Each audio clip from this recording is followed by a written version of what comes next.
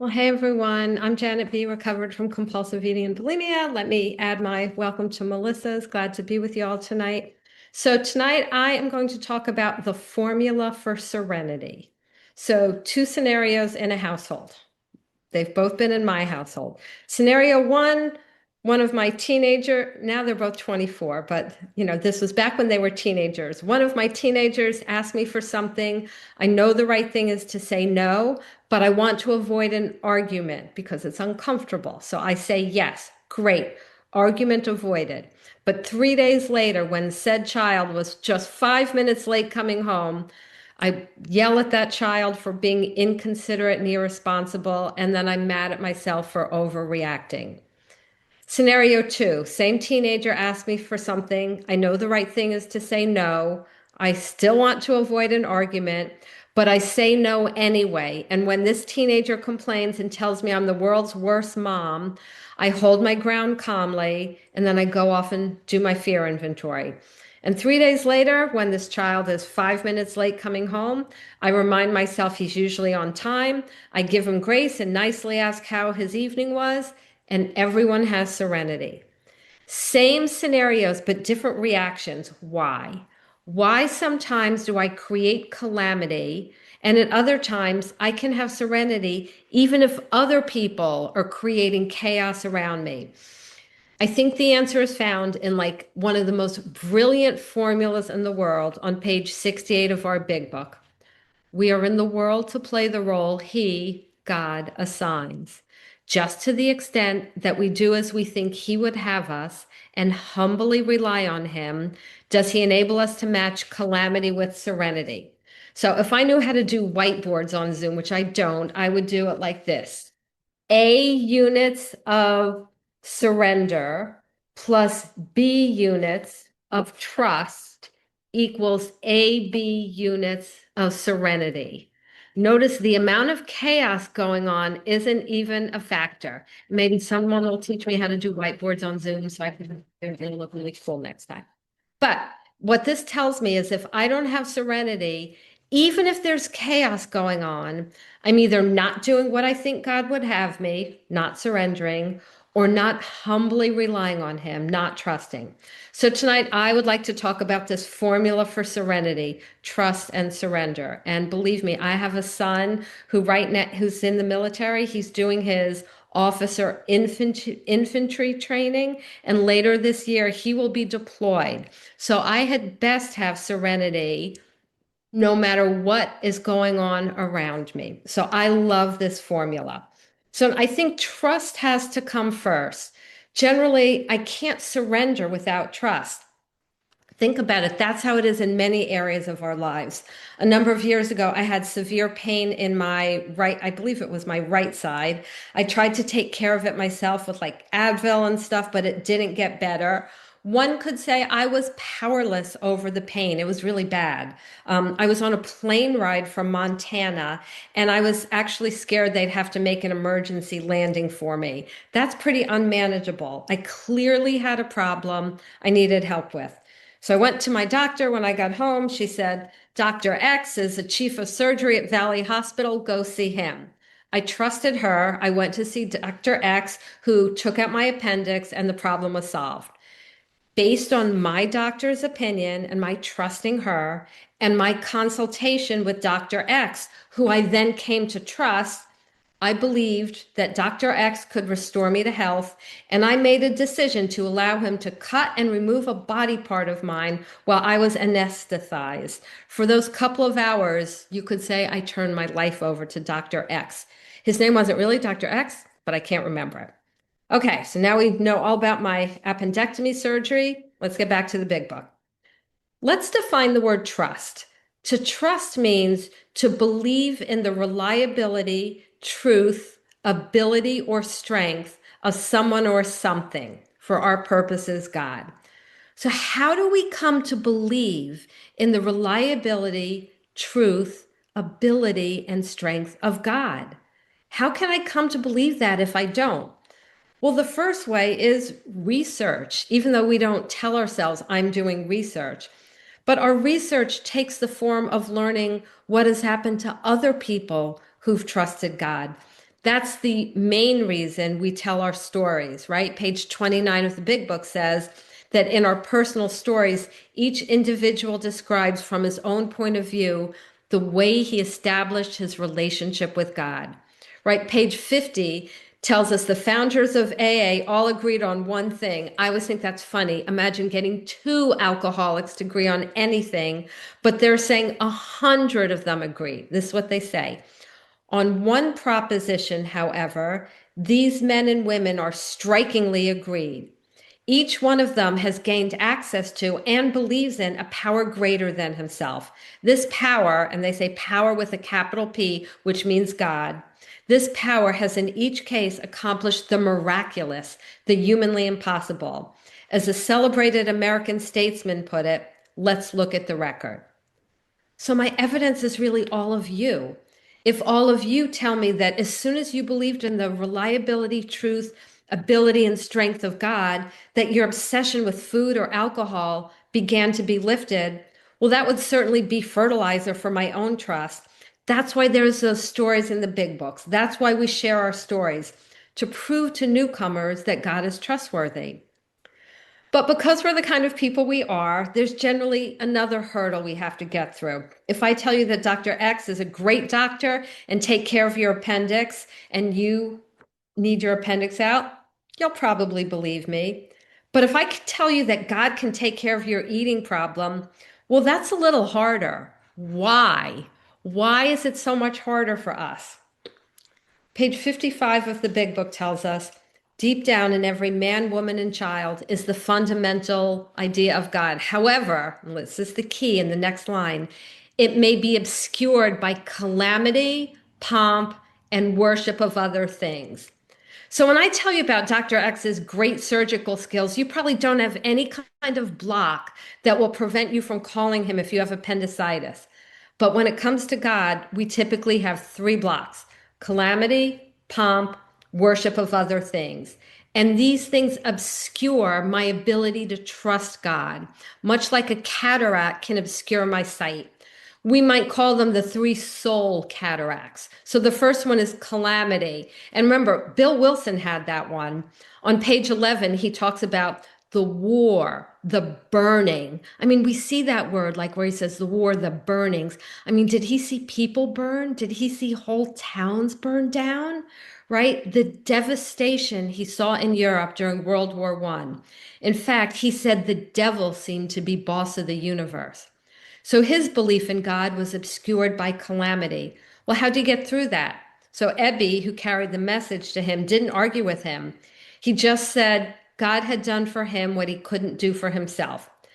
And when I think about that, I realize that when I say to God that he shouldn't allow things like human trafficking or cancer or my kids not to make the choices that I know are best for them, what I'm really saying is that, like, I'm smarter than God. Um, on my wedding day, I wanted sunshine, but it was pretty much a monsoon, poured buckets.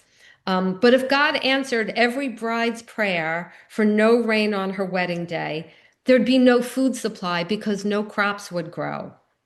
So I need to realize that when I say God shouldn't do X, Y, and Z, what I'm really saying is that if I were God, I wouldn't do X, Y, or Z.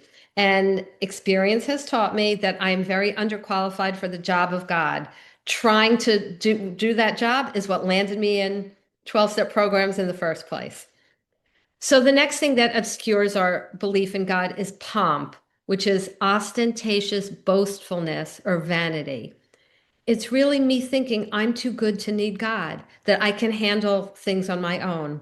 Well, if that's my issue, all I really need to do is ask myself, how well did I handle food on my own, or my job, or my marriage, or my parenting on my own? Chances are, if I could handle them all well, I would not be spending time on Zoom meetings and pre-COVID in church basements at anonymous fellowship meetings. My track record was abysmal, and I knew I couldn't do anything about it myself. And the final block is worship of other things. I remember back in college, I had this boyfriend who I turned into an idol. I lived for his approval. If he was mad at me, I was depressed. If he was happy with me, I was over the moon. Um, Clearly not a healthy relationship. Thankfully, we parted ways. But when I care too much about any other person, whether it's my spouse, my boyfriend, I mean, now I have a husband, so I don't have a boyfriend anymore, just the husband, my kids, my boss, um, people on meetings, then I'm in trouble. Or if I start to care about other things too much, my job, my possessions, my status, my clothes, my right to leisure time, then I'm in trouble. Then I've made that person or thing an idol. Those are some blocks mentioned on page 55, but remember it also says, deep down in every man, woman, and child is the fundamental idea of God. That is a really beautiful thought that God planted in me, in all of us, the idea of Himself. It's as if when He created us, He said, I want them to know me and to love me. So, along with eyes and ears and kidneys and lungs, I'm going to make the knowledge of me a fundamental part of them. Remember, God doesn't make too hard terms with those who seek Him. How could He? The knowledge of Him is planted inside of us. We just have to water it. So let's say we've cleared away the blocks. And if anyone wants to go more in detail about the things that block us from God, we have recordings on We Agnostics where it's gone through in detail about the cataracts and prejudices that block us. So let's say we get that we trust God, that we believe God is reliable and that He's good. It's a great start and it's a necessary start because we don't get any power until we trust. Admitting we're powerless doesn't give us power, right? Getting a sponsor doesn't give us power. Trust is only the beginning of our infusion of power. It's like a pick line of grace going straight to our hearts. Page 46 in the big book says, as soon as we admit the possible existence of a creative intelligence, a spirit of the universe underlying the totality of things, we began to be possessed of a new sense of power and direction, provided we took other simple steps. Notice that we begin getting power when we begin having faith. How come? Like, what's the corollary there? Because faith is the currency in the spiritual world. In the physical world, if I want something, I go to the store and I hand the cashier money or a credit card, right? Money's the currency in the physical world. It allows me to get food, clothing, gas in my car. But I can't hand God my American Express card and ask for power, right? That wouldn't work. The currency in the spiritual world is faith, generally activated by prayer. Faith or trust is actually currency in the spiritual world. Without it, God's hands might be pretty much tied. And I believe it goes something like this, that when we say a prayer like, God, I need help, and I'm willing to do anything that you ask me to. God like looks around, finds a team of angels with their like little hard hats and, carpenter tools and says, our next renovation job is for her, is for him. I don't know if it actually works that way, but that's kind of how I imagine it. So remember, trust is half of our equation. The sentence that we read before said, once we believe we get power and direction, provided we take other simple steps. And the next step is surrender, which is an action step.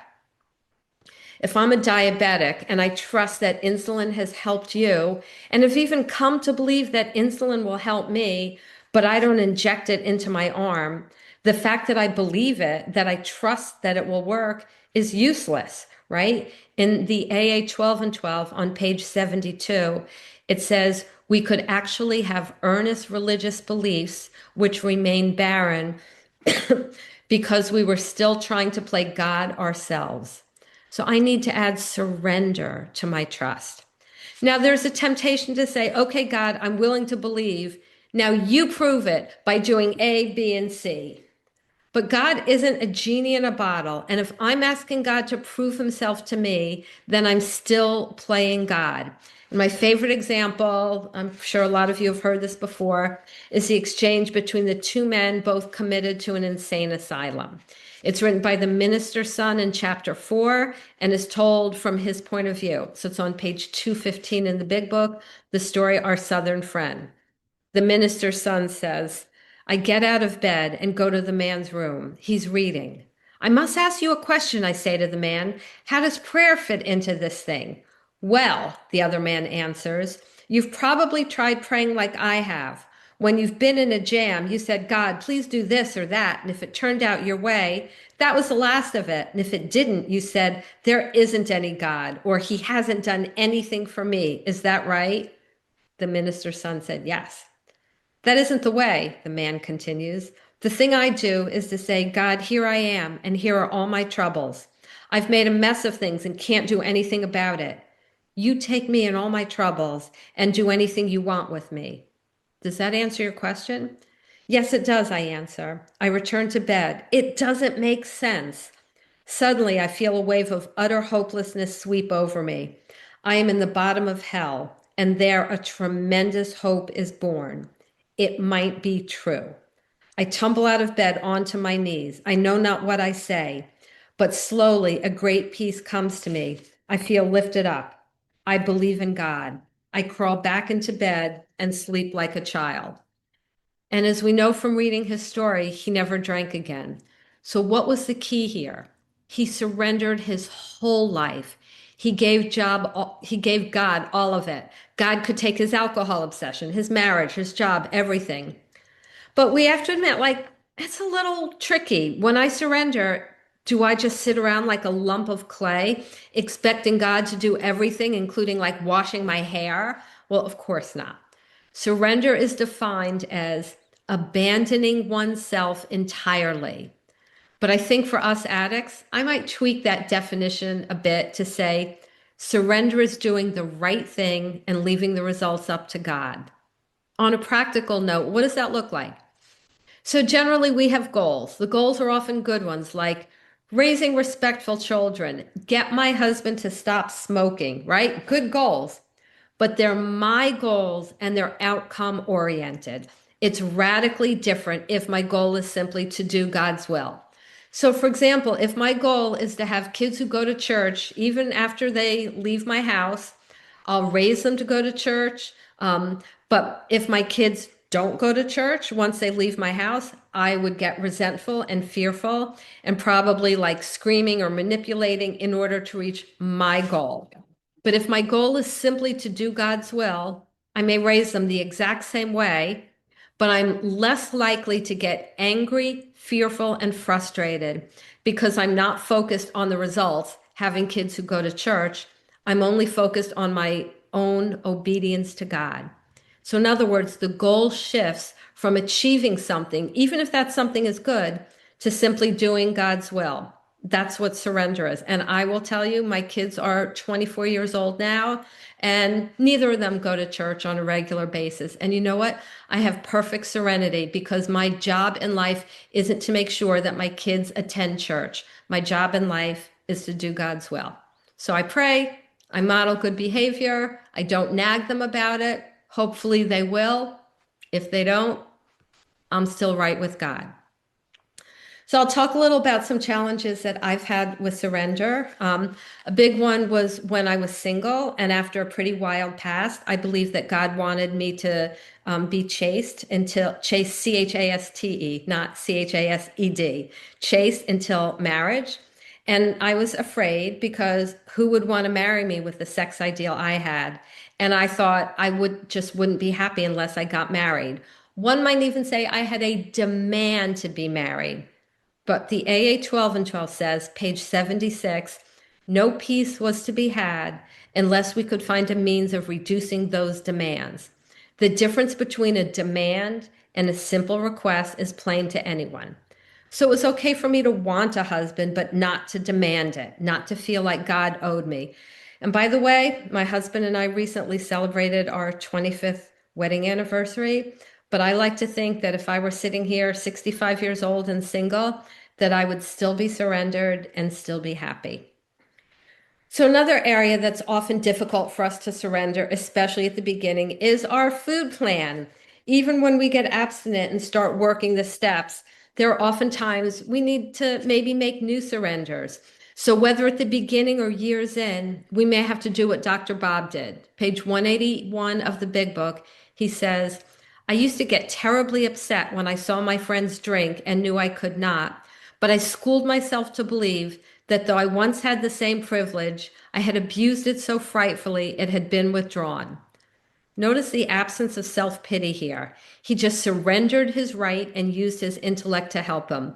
I have a sponsee who told me she felt inspired to have a breakup conversation with food she could no longer have, much like she'd do with an unhealthy boyfriend. And she got relief from that, and she's been abstinent a good 5 years or so now. By far, the biggest challenges in me with surrender have been with my children.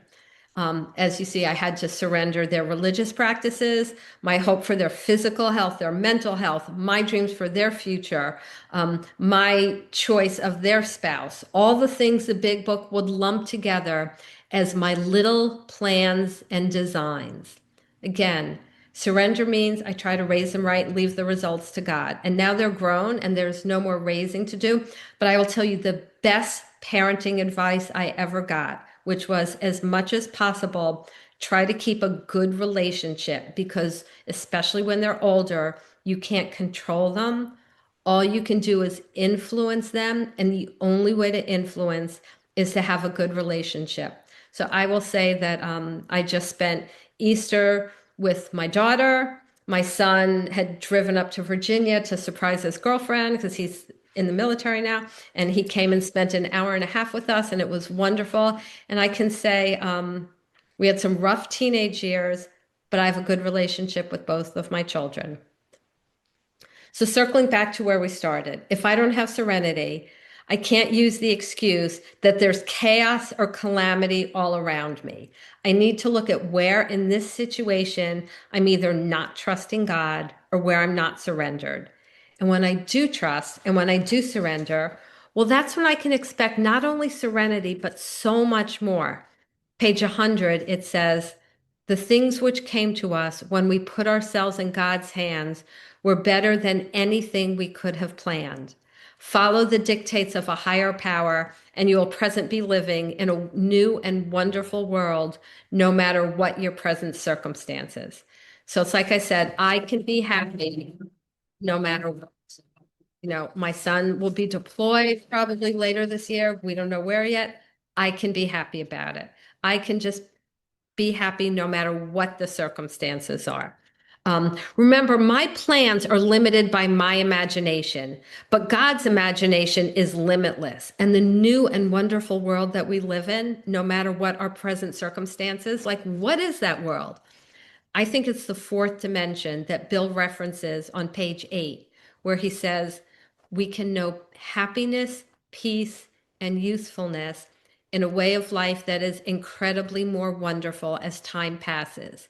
We can begin to enter this world when we begin to trust and surrender. And I just want to close by reading a story that I love that to me perfectly describes trust and surrender.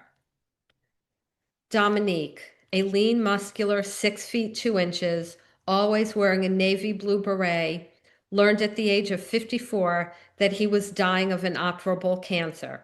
He was a monk, and with the community's permission, he moved to a poor neighborhood in Paris and took a job as night watchman at a factory. Returning home every morning at 8 a.m., he would go directly to a little park across the street from where he lived, and he would sit down on a wooden bench. Hanging around the park were marginal people, drifters, winos, has-beens, dirty old men who leered at the girls passing by. Dominique never criticized, scolded, or reprimanded them. He laughed, told stories, shared his candy, accepted them just as they were. From living so long out of the inner sanctuary, he gave off a peace, a serene sense of self-possession, and a hospitality of heart that caused cynical young men and defeated old men to gravitate toward him like bacon toward eggs. His simple witness lay in accepting others as they were, without questions, and allowing them to make themselves at home in his heart. Dominique was the most non-judgmental person I have ever known. He loved with the heart of God.